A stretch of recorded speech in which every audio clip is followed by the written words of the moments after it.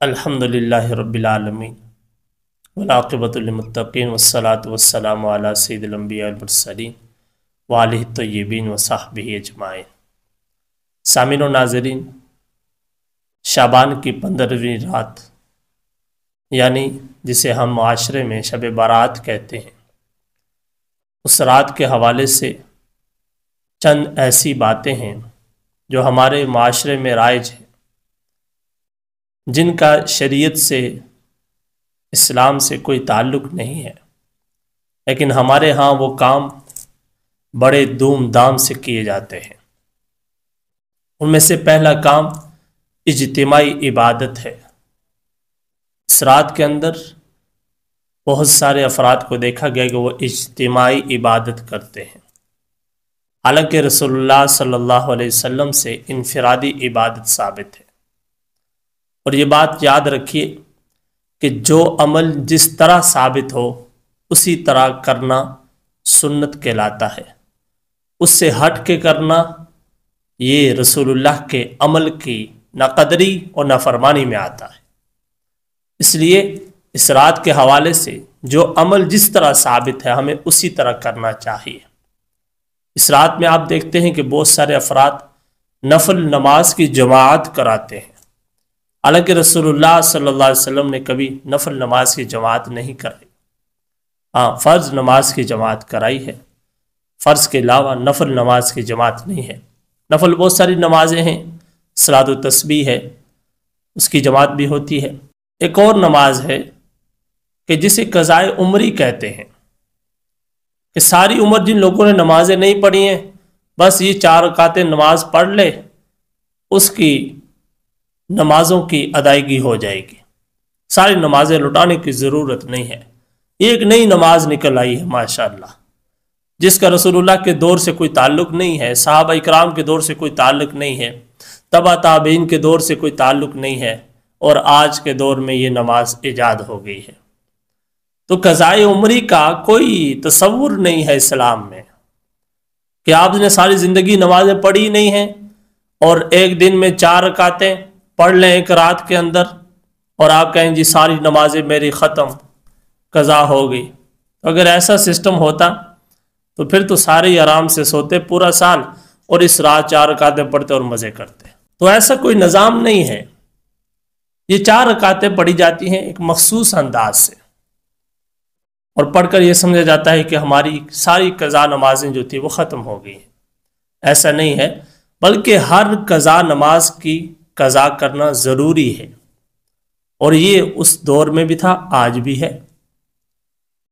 رسول اللہ صلی اللہ علیہ وسلم نے خود نماز کی قضا کی۔ جب فجر کی نماز رہ گئی ایک موقع پر تو آپ صلی اللہ علیہ وسلم نے اس کی قضا کی۔ تو اس لیے ایسی کوئی نماز نہیں ہے کہ آپ نمازیں نہ پڑھتے رہیں اور اس رات میں بس 4 رکعتیں قضائے عمری کی پڑھ کے آرام سے سو جائے۔ اس لیے اس رات کے اندر ایسی چیزیں جو اس رات کی اہمیت کو ختم کرنے والی ہیں، اللہ ہم سب کو بخشنے کے لیے آسمان دنیا پر آتا ہے اور ہم ان کاموں میں لگ جاتے ہیں کہ جن کا رسول اللہ سے کوئی تعلق ہی نہیں ہے۔ دوسرا کام جو اس رات میں کیا جاتا ہے وہ آتش بازی ہے، پٹاخے پھوڑے جاتے ہیں، فائرنگ کی جاتی ہے، تماشا لگایا جاتا ہے، پورے محلے کے لوگوں کو پریشان کیا جاتا ہے، بازار میں لوگ پریشان، گھروں میں پریشان کہ یہ فائرنگ کہاں سے آ گئی آج۔ لوگ گھروں سے باہر نہیں نکلتے اس وجہ سے۔ تو اس چیز کا شریعت سے کوئی تعلق نہیں ہے۔ اسی طرح ایک اور رسم ہے چراغاں کرنا۔ اس رات میں بہت سارے لوگ لائٹیں لگاتے ہیں، چراغ روشن کرتے ہیں، گھروں کو سجاتے ہیں، مساجد کو سجاتے ہیں، لائٹیں لگاتے ہیں۔ ارے بھائی، اس مہنگائی کے دور کے اندر کسی غریب کے گھر کا بل ہی دے دو، اس کا بجلی کا بل دے دو، فضول لائٹیں لگانے سے۔ لائٹیں لگانے سے شریعت کا کیا تعلق ہے؟ کیا ان لائٹوں کے لگانے سے رسول اللہ ہم سے خوش ہوتے ہیں؟ کیا اللہ کی ذات خوش ہوتی ہے کہ گھر کے اوپر لائٹیں لگا کے گھر کو سجا دیا؟ اسی طرح ایک اور رسم ہے ہمارے معاشرے میں جو اس رات کو سر انجام دی جاتی ہے، وہ ہے رسم حلوہ۔ اس رات میں بڑی شوق سے لوگ حلوہ پکاتے ہیں اور کھاتے ہیں ماشاءاللہ۔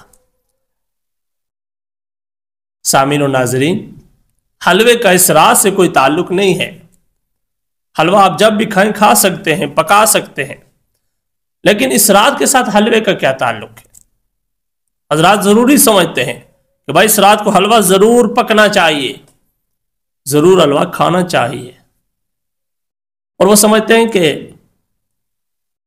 ایک موقع پہ رسول اللہ صلی اللہ علیہ وسلم نے حلوہ تناول فرمایا جب آپ صلی اللہ علیہ وسلم کے ددان مبارک شہید ہوئے تھے۔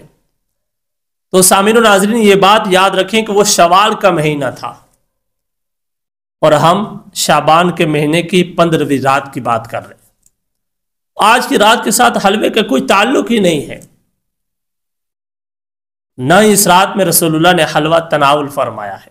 اور آخری بات ذکر کرتا ہوں جو اس رات کے حوالے سے ہمارے معاشرے میں پائی جاتی ہے کہ مرحومین کی روحوں کی آمد، کہ جو ہمارے رشتہ دار فوت ہو گئے اس رات میں ان کی روحیں ہمارے گھر آتی ہیں، اس لیے ضرور ان کے لیے کچھ پکا کے نا اصال ثواب کرنا ہے۔